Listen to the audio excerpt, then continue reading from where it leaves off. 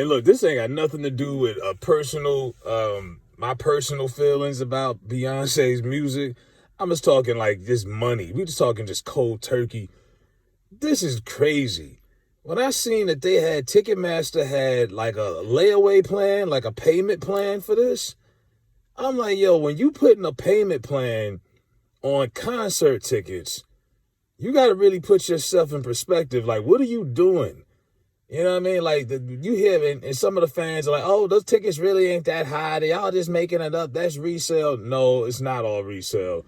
And a lot of y'all that's putting up these prices, $100, $200, nosebleeds are $100 and $200. All right? These tickets are crazy. And they're doing this. You got people out here taking out credit cards to get these tickets. People scamming. People robbing. You got people using their tax money. Obviously, it's concert season because they know it's tax money. They know this is the time of the year where even the brokest person who lived check to check got some money, right? So they take advantage of the taxpayers. And just $7,000 for floor seats, unheard of. Unheard of. I mean, at some point, and it's not like her fan base are the rich and wealthy. It's not like Bruce Springsteen, for example, big artist. Most of his fans are like middle-aged white people. You know, they have most of those fans, they in a different tax bracket. Beyonce fans are not like the wealthiest people on the world. Like, you think they could really afford that? Some of these girls that worship her, that got 2 and 3 damn 4 kids, no man, no nothing, man. These girls worship her. These girls ain't got no money for no damn $5,000 tickets. That's madness. And the fact that, like I said, it's capitalism at a whole nother level, because you're exploiting your audience, and you know your audience, especially if you've been around for 25 years. Speaking of that, remember what I was saying a couple weeks ago? We still stuck in the damn 90s. It was 1997 or 98 when Beyonce and Destiny's Child came on the scene. And 20-something years later, not only is she still popping, longevity, credit where it's due, y'all have allowed it to go on this long, though. And y'all have allowed it to a point where she can sell you tickets that cost more than most people's mortgage payments. You got people skipping out on payments of rent and mortgage for this. You know what I mean? Now, some people say, well, is that her fault?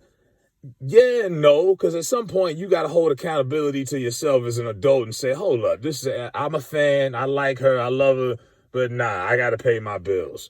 I got to make sure my kids got food on the table. I got to make sure I got savings, like, to just irresponsibly do it. And just to say you got it, some people are screenshotting they tickets that they got, the expensive ones, just to say that they got it. I mean, what is it to prove?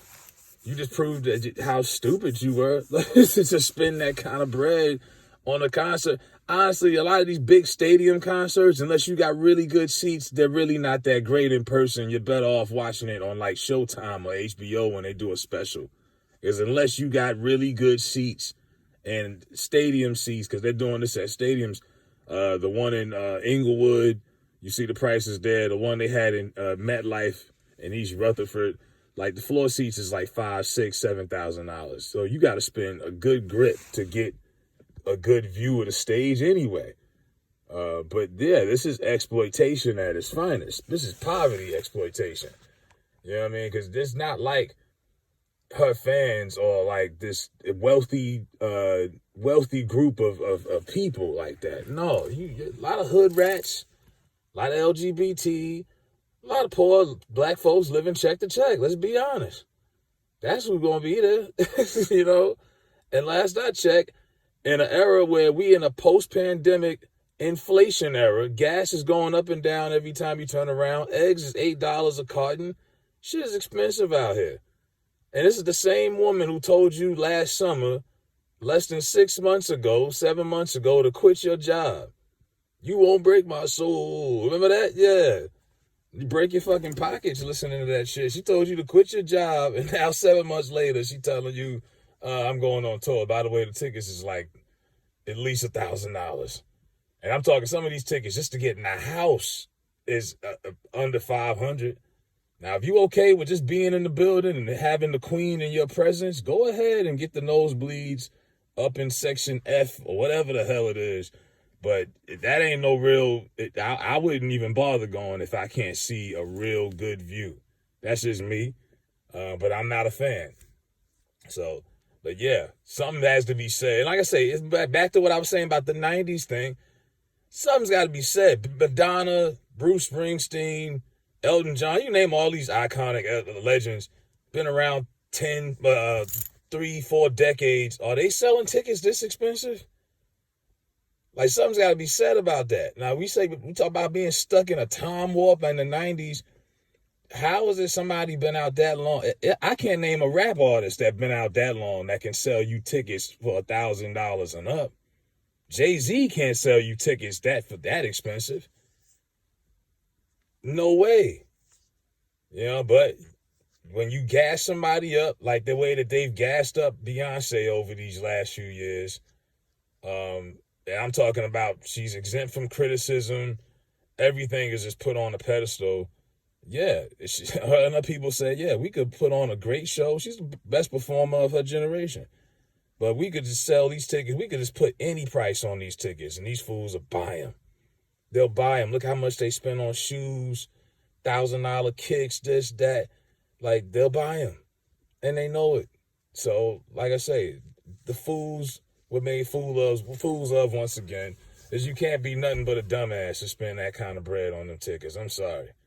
There's a difference between being a fan and admiring someone rather than an athlete, dancer, actor, singer, and then being mesmerized. I ain't never been mesmerized by nobody. I'm a fan of plenty of artists, but ain't nobody ever had me mesmerized. And as far as spending $1,000 on a ticket, everybody who I would want to go see is dead. Michael Jackson's dead. I can't see him. I'd spend some money on that. But it ain't too many people alive I could think of that's breathing oxygen right now on American soil that I want to spend that kind of bread to go see. But it's subjective. Do what you want to do. If you want to spend your tax check or you want to work 80 hours a week overtime and payment plans with 15% interest rates. I mean, I seen that. A payment plan Ticketmaster had. It was like a layaway plan. 15% interest. So and they got 12 months installments, 6-month plans, 12 months. You can be paying for a Beyonce ticket for 12 months. And then you paying twice as much as what the ticket was. So if the ticket was $1,200, you do the math. Like, this is beyond ridiculous, but that's where we at. So let me know what y'all think about these Beyonce tickets, if y'all gonna cop them, and which seats y'all at, what city y'all at, all that good shit in the comments.